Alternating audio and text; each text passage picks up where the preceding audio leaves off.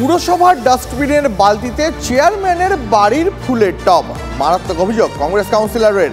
Solid waste ম্যানেজমেন্টের 60টি বালতি ব্যবহার করে বাড়ির ফুলের টব বানিয়েছেন খোদ চেয়ারম্যান।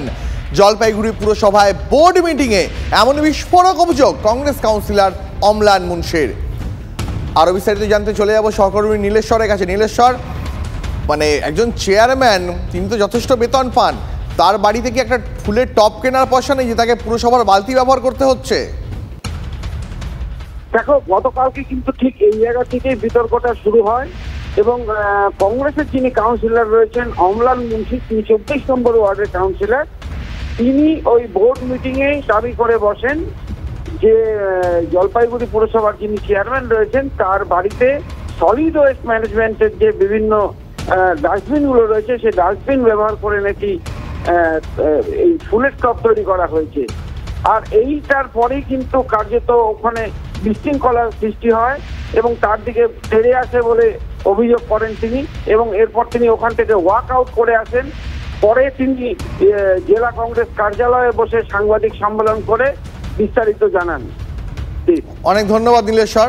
যে কংগ্রেস কাউন্সিলর অম্লান মুন্সি অভিযোগ করেছেন, তার কি অভিযোগ শোনাবো আপনাদের। পাল্টা যে অভিযুক্ত চেয়ারম্যান, তিনি কি পাল্টা প্রতিক্রিয়া জানিয়েছেন তাও শোনাবো।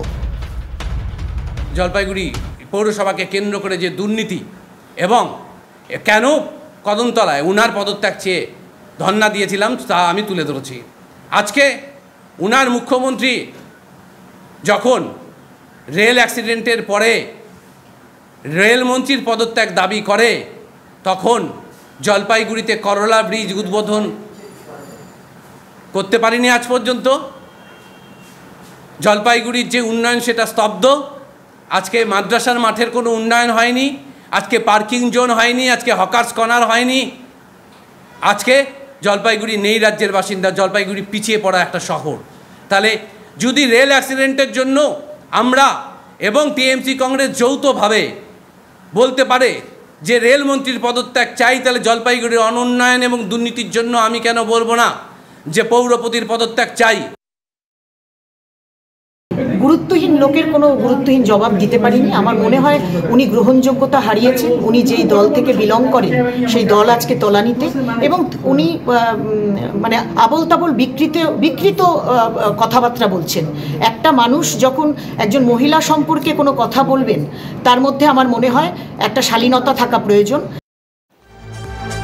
পরপর দুদিন ফের বেআইনি উচ্ছেদে গিয়ে পিছু হটল পুরসভা। তৃণমূল পরিচালিত শিলিগুড়ি পুরসভার তরফে বেআইনি উচ্ছেদ অভিযানে গেলে বাধা দেয় তৃণমূলেরই শ্রমিক সংগঠন। গতকাল উচ্ছেদ অভিযানে বাধা দেন মেয়র পরিষদ দিলীপ বর্মন। মাস দেড়েক আগে নবান্নে বসে ফুটপাত দখলমুক্ত করার কড়া বার্তা দিয়েছিলেন খোদ এ রাজ্যের মুখ্যমন্ত্রী মমতা বন্দ্যোপাধ্যায়।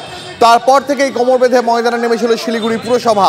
সেই অভিযানেই গতকাল শাসক দলের কাউন্সিলরের কাছে বাধা পায় পুরসভা, আর এবার মাল্লাগুড়িতে বাধা দিল শাসক দলেরই শ্রমিক সংগঠন। রীতিমতন দলীয় পতাকা হাতে শুরু হয়ে যায় বিক্ষোভ। বিক্ষোভের মুখে পড়ে অভিযান সমাপ্ত রেখেই ফিরতে হলো পুরকর্মীদের। তবে পুরসভার দাবি, মমতা বন্দ্যোপাধ্যায়ের নির্দেশ মতন অভিযান চলবেই। বিক্ষোভকারীদের দাবি, পুনর্বাসনের জন্য সময় দিতে হবে।